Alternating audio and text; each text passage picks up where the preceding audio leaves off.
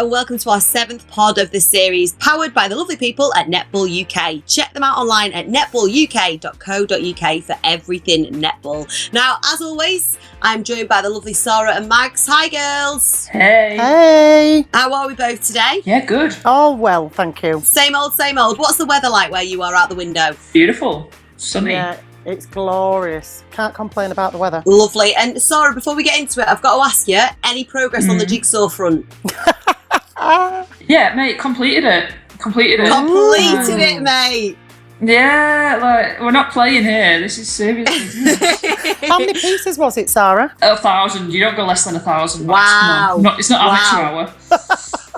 Well, so have you got another one on the go now? Well, no, I've tried to not start it too soon, but I reckon in the next couple of days we're going to get another one on the go. Okay, well, do you know what? We'll look forward to updates on that in next week's podcast. On today's show, we've got a familiar voice joining us and someone that Mags especially is getting to know pretty well. But what else have we got in store for you? TV binging. Now, way before COVID-19, binge watching TV has been a thing, but now it's properly coming into its own. We're going to chat about our favourites and the phenomenon as a whole, because why not? We've not got that much else to talk about, have we? Then we'll discuss the epic project our friends at Netball Scoop have started, your 10-player squad from the past 30 years. Looking forward to getting Mags and Sarah's verdict on that. This is Netball Nation. Powered by Netball UK, your one-stop shop for everything netball. First up, we've got the one and only Dan Ryan on the show. Hi, Dan. Hey. Oh, have we got him?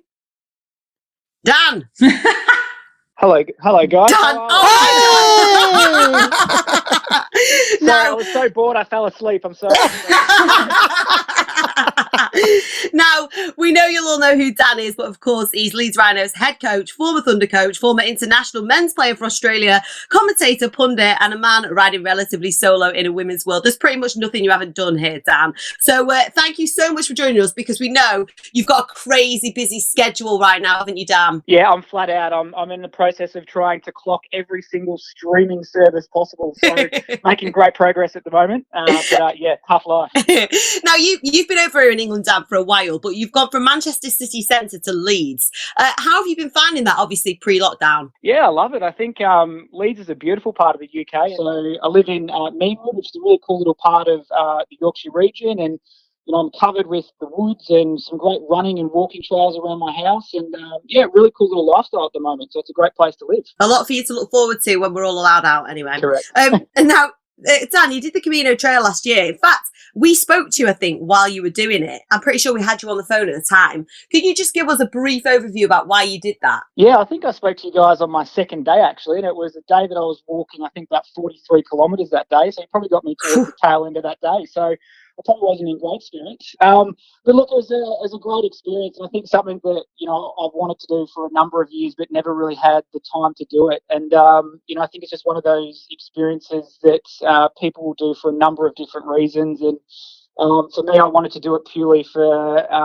I guess, myself, and to kind of have a bit of a time to get away from everything that was going on in my personal and professional life, and get clear on a few things. And you know, a lot of people do it for those types of reasons, or to make big life decisions, or purely just to have an adventure and a travel experience. So I kind of got all those things out of it, and finally look back on that time as definitely one of the best experiences I've ever had, and probably ever will have. It was that cool. How long was it, Dan? Well, I went for about 35 days. So it took me 30 days to walk from Saint-Jean-Pied-de-Port in France to Santiago in Spain. And so we're averaging probably about anywhere between 20 to 25 Ks a day. And then some days you might do a 30K day or whatever it might be. And our last day, we actually walked about 49 Ks Wow. to get to Santiago. So we probably started walking about 7 o'clock in the morning, and then got to the Cathedral of Santiago Compostela at about 10 p.m. at night, which was awesome. So it really varies. And, you know, it's an experience where your only commitment every day is to get up and walk, and you determine how far you want to walk and when you want to stop. And, you know, a lot of people do it solo by themselves, and I started that way. But as the experience tends to happen for a lot of people, they meet all these amazing people from all over the world along the way. So by the end of it, there was a group of about 15 of us that became almost like family in how close we got over that short period of time. So a really unique experience. Sounds incredible. And you said you started it on your own. Has that kind of helped you a bit with isolation now? Well, yeah, it's funny because it's almost like the gift that keeps on giving. So you always think about things that you kind of either thought about or experienced on the Camino, and we're now kind of living that existence here. And I think one thing that the Camino does teach you is, I guess, the importance of patience and not being always in a hurry to go somewhere and get something done and do something. It kind of teaches you just to kind of be present and let things unfold and kind of have a bit of peace and quiet in your life, which I guess is what the entire world at the moment is being forced to do, which, as tough as it is, it's also really important to take stock. And, when you think about it, we very rarely get those opportunities in life to do those little odd jobs that we don't do, or think about the things that we don't often get headspace to do, or connect with people that we're too busy to connect with. So, I'm pretty thankful that I had that experience, because it certainly does give you, I guess, tools to handle different situations that pop up in life and work, whatever it might be. Max and Sarah, have you ever done anything like that? Hell no. It sounds like the worst kind of holiday ever, if I'm being honest, Dan. Torture. Yeah, you might be for you, babe, that's for sure. Oh, mate. You talk like it's basically like you practiced for isolation. You got up and you went for a walk every day, which is further than you wanted to go. By the end of it, you were kind of desperate to get home. It's just, you're a better person than me. With a 13-kilogram backpack carrying your life on your shoulders. Wow. Oh yeah, anything where you've got to have a backpack that has to go on both shoulders, I'm out. Well, do you know what, Dan, we'll get back to serious stuff in a second, but Sarah, what is your ideal holiday then? If that's your idea of hell, what's your ideal holiday? I'm not moving. Like I'm lying down. I tell a lie actually, because I like a bit of a mixture. I can lie down and just kind of be by a pool and a beach for a few days, and then I want to see what's going on. I want to get out and about and go into see what the locals do and eat some great food and stuff like that. So yeah, I don't ever have blisters on a holiday. That's And do you know what, Max? We don't have to ask you that question because we know that you love Benidorm, don't we? We've heard your stories. Max is off raving. Benners. Let's be right about this, folks. I've got my tan 365 days of the year. And so, as a consequence of that, I love the sunshine, but I ain't going there for the sunshine. So I need to sort of have a little step out and just see what's going on. And if I'm walking to a bar or somewhere like that. Maxie's going there for the shots, aren't you, That's Max? it. I love it.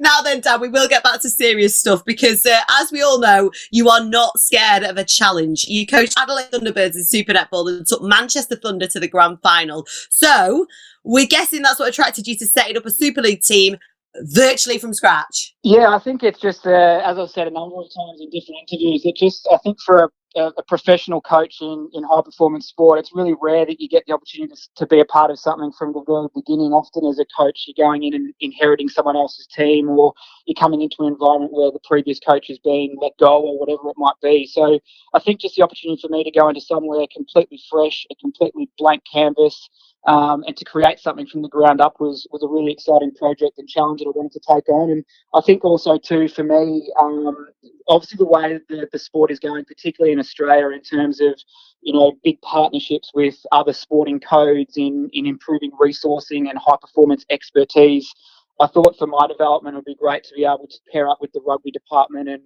kind of share ideas and work across different codes to kind of upskill and get more of a diverse coaching background. So I think for me that was the lure, and yeah, certainly a big challenge because there's nothing in place and we're building it from the ground up, which is a great opportunity and a big challenge. I'm going to bring you all in on this now because I want you basically to give us a guide of how you go about setting up a Super League team. For listeners like us, between the three of you, tell us how you go about that from scratch. Well, if I sort of just jump in with the first bit and then we can go from there. I know when we started with the desire and then the reality that we could have this Super League team in Leeds, I think number one on the list was who is going to be the coach, because I don't think we put enough credence in the fact that get yourself the right coach and it's almost like people will come.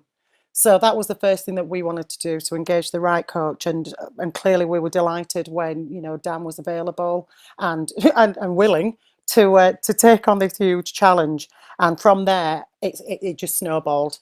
So what are the next steps? Because obviously that's a hugely important part of it. But what are the other steps? The things that maybe we wouldn't even think you have to do in order to set it up? Well, I think even before that too, you need to think about, I guess, the development and the pathway of the actual franchise itself. So you think about all the underage teams that sit within that pathway, so the club has a chance of sustainability. Obviously, they need players coming through a system to get to the very elite level. So obviously what the club has done over the last couple of years is setting that up and building that up, which is really important. And once that becomes established, you then have a green light to have the Super League franchise opportunity. You put in the head coach, and then now it's around, a lot of the work we have to do is around building a program, getting the resources we need, making sure that it's commercially viable as well. So trying to attract in those different partners and sponsors and corporates that will keep, obviously, the franchise afloat and quite lucrative as we're hoping it can be.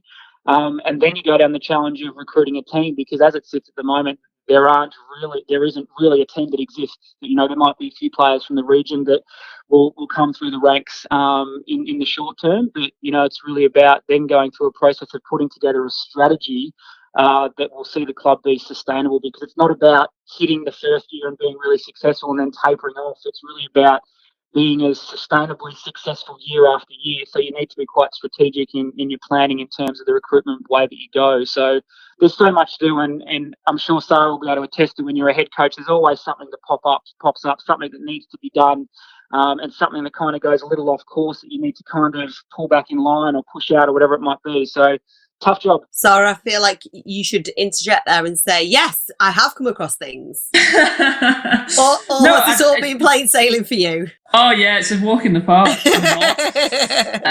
No, it's tough, and I think like recruitment is something that, you know, from the outside, people kind of look at and go, "Oh, they've either recruited well or they've not recruited very well." But it's really tough for teams to recruit, and like Dan will know, there's always compromises to be made. You know, you can't have every player you want. They either don't want to go there, or you can't afford to pay them what they want, or, you know, people have lives outside of netball, and, you know, upping and moving their life doesn't always work for them. So there's always compromises to be made, and it's a difficult time of year, like for teams that are already established. So, you know, some teams will have players on multi-year contracts. So, you know, you kind of know you've got 3 or 4 players that you don't have to worry about for that year. When you're setting up from scratch, you've got to contract every single player. And not only that, but like what Dan said, you kind of need to know where that next layer of players is coming from as well. So it's hard work, because it's not just about going and coaching a team, and, you know, you go and coach however many sessions a week and play a game, but the stuff that kind of goes behind that is massive. Yeah, it's a big operation to get it all going. I've got to ask you, Dan, have you got your eyes on any players in particular? Oh, she went there. Oh my God, she went there. To be honest, we obviously had eyes on every player in the competition, because obviously we didn't have a team in existence. So for us, you know, the reality is going to be that the majority of our group is going to come from other franchises, and then also some local talent that is ready to go here as well. So, you know, it's tough for us as well not having the competition on, because we can't actually watch players and see how they're progressing throughout the year, or what their form or stories end up being throughout that season. So we, I guess, are in a difficult position in terms of going in a little bit blind with some of our recruitment as such. So you're kind of having to look at, I guess, past history as being the biggest indicator of what they might do in the future. So I guess for us, we did a real SWOT analysis around every single player in the competition. Is that what we're looking for? Is this the player that we want to prioritise? So, I mean, at the moment, there's obviously nobody signed in any regard, and we're not able to really progress anything. So it's still very much eyes wide open, and I guess a real need for us, the franchise, to be adaptable around how things could move when we get the green light. And I guess when the players and franchises for this year get a bit of clarity around what's happening with the competition, it's a really unsettling time for everybody. Yeah, it really is. And how do you feel about that, Dan? Because exactly that, it is a really unsettling time. And for you guys, it's almost like, you know, you build this momentum and then it comes to a halt. Yeah, I guess for me, like a lot of the work I've been doing has been from home anyway, I guess, from strategic program planning and, you know, recruitment strategies and things like that. So I guess I'm okay in terms of still being able to tick all that work over and kind of get ahead with planning, which is a luxury for a head coach, because quite often you're fighting to stay on top of the workload. So that's okay from my perspective. It's more just, I guess, we lose revenue streams through our pathway and programs and courses that we're putting on that makes it difficult. And it's hard for all the other franchises too. So I'm interested to see kind of what decision is going to be made around what the competition looks like for this year, if there is one. Because everyone just kind of sits in limbo at the moment, and the impact, I think, will be felt for far longer than I think people anticipate. Well, obviously, we'll be keeping our eyes on all that and keeping you updated as well here on Netball Nation. Thank you so much for chatting to us. Take care. We will speak to you probably on the other side of isolation, and we cannot wait to see Rhinos in the Super League. Thank you, Dan. No worries, guys. Take care. Stay safe. Take care. Be Dan. safe. Thank you. Now then, everyone loves to binge TV series, whether it's Stranger Things or Tiger King on Netflix. I can't say that without wanting to go Carol Baskin. Or Killing Eve on the BBC. Streaming platforms are also brilliant for sport, with broadcasters such as Sky putting netball matches on YouTube for everyone to watch, and the BBC having football matches and sports during major events like the Olympics and the World Cup on iPlayer.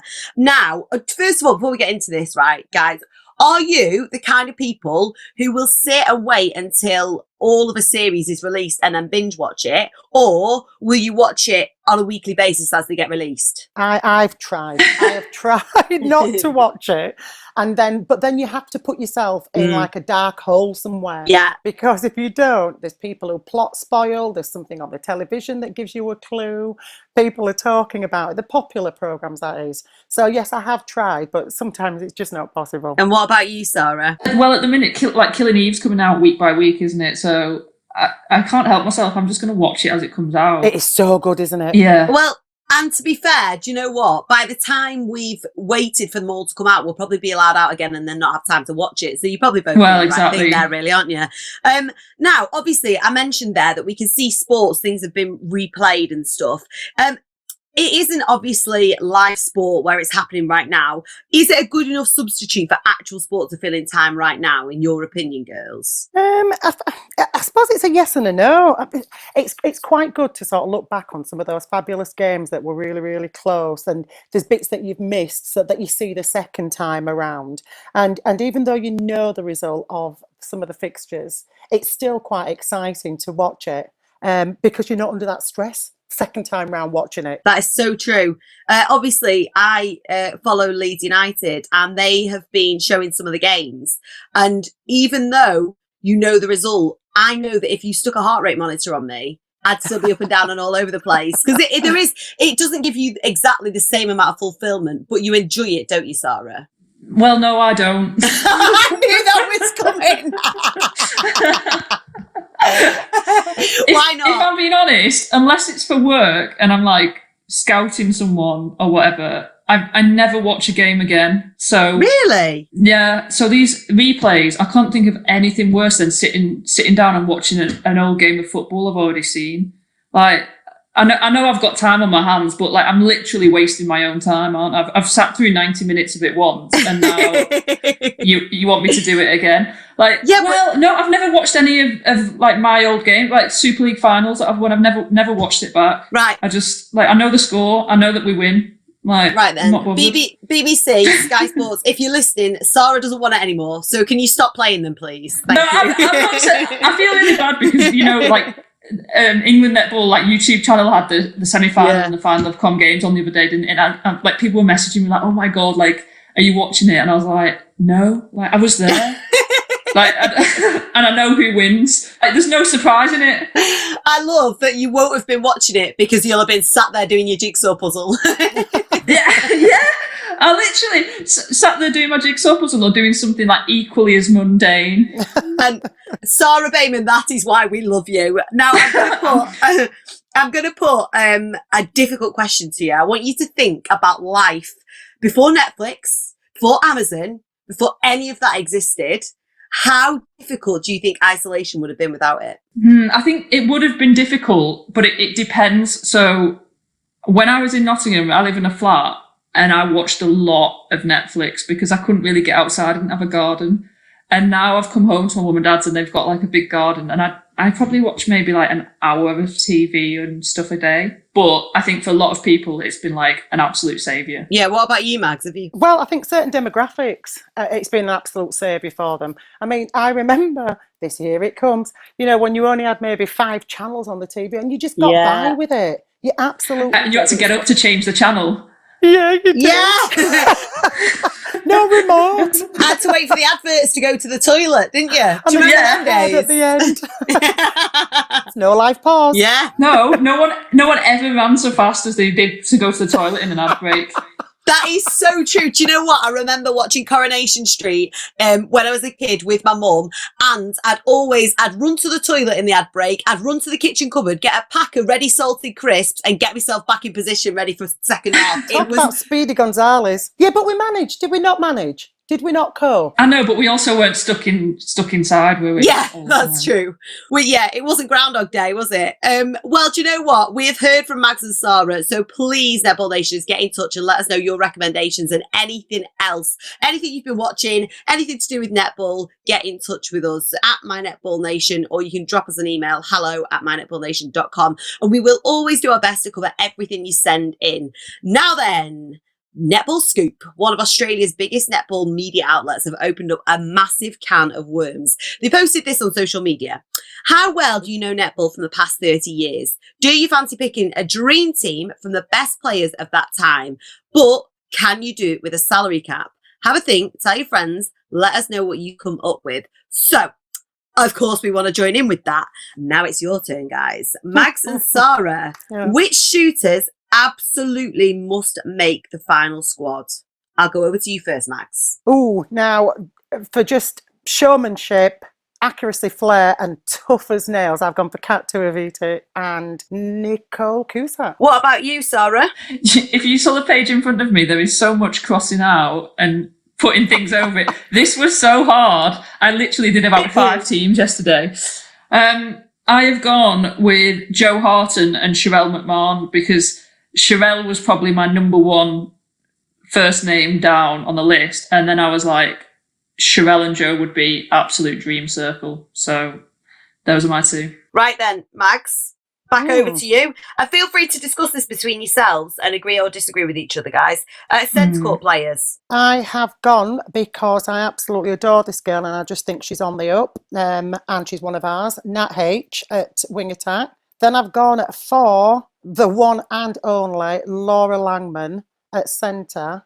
And then at wing defence, for me, in her time, the best wing defence, Fiona Murta. Have you gone for any of those, Sarah? I've gone for Laura Langman in centre, and she was a bit pricey. Yeah, she was my most expensive spend as well. She was a bit pricey, but I thought, you know what, we'll splash out on her.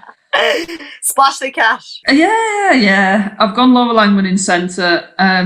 I've gone Nadine Bryant in wing attack, Jamaican wing attack. For me, and I mean, I know Netball Scoop is like an Australian-based website. I feel like the Australian players were slightly overpriced, and other nations were underpriced.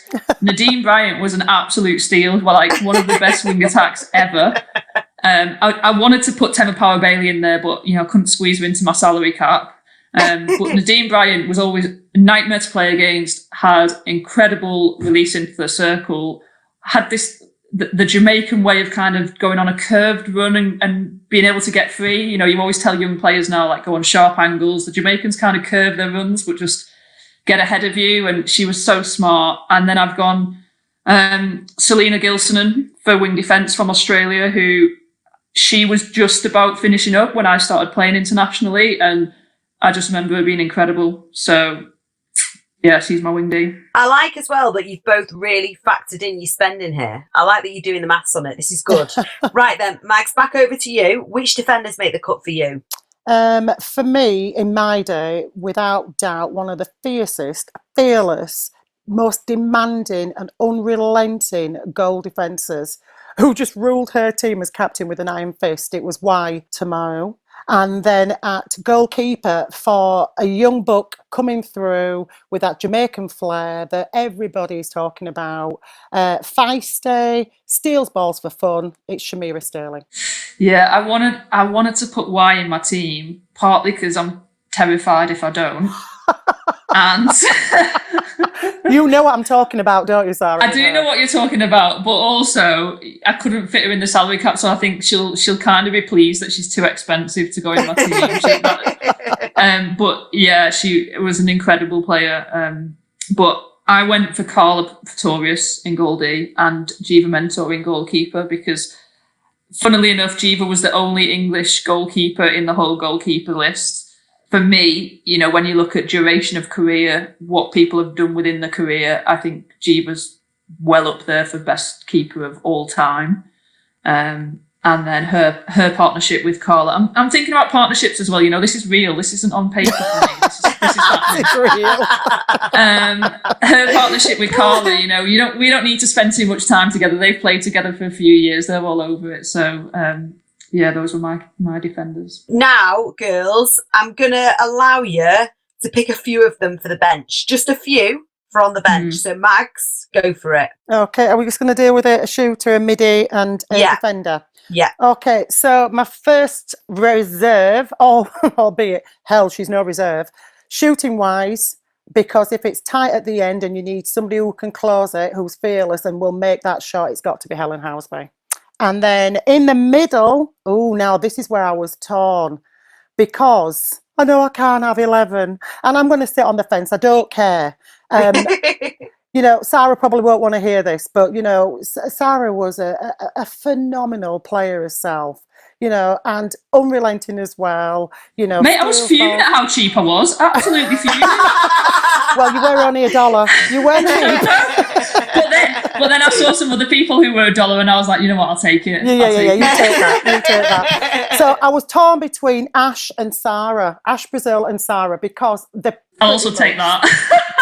pretty similar players in the style, the tenacity on court, the fact that they never give up. You always know they're there. You just want to tell them, turn around and tell them, will you just go take a break? You know, so I was torn between them two and I'm going to stick with it. I know they said 10. I can't make my mind up between Sarah and Ash. There you go. That's in the middle. And then at the end, the goal defensive sort of area, goal defense goalkeeper, having worked with her for a year, imagine this, I've got them both on the same team. I'm going to put Stacey in there because she is intense, task focused, extremely honest, and hell, she ain't scared to tell you what she's thinking. So I'm confirmed. All those players on the bench for me would not just be impact players, albeit they would put them on. They are starting sevens, but they would make a huge impact if they came on. Very solid bench, Mags. Sarah, have you got yourself on the bench? Of course I have, because I've got no intention of going playing in this game. But I want a front row seat. If I'm going to pick a team this good, I want to watch, and I'm going to be on the bench with sweets, and I'm just going to be eating my sweets.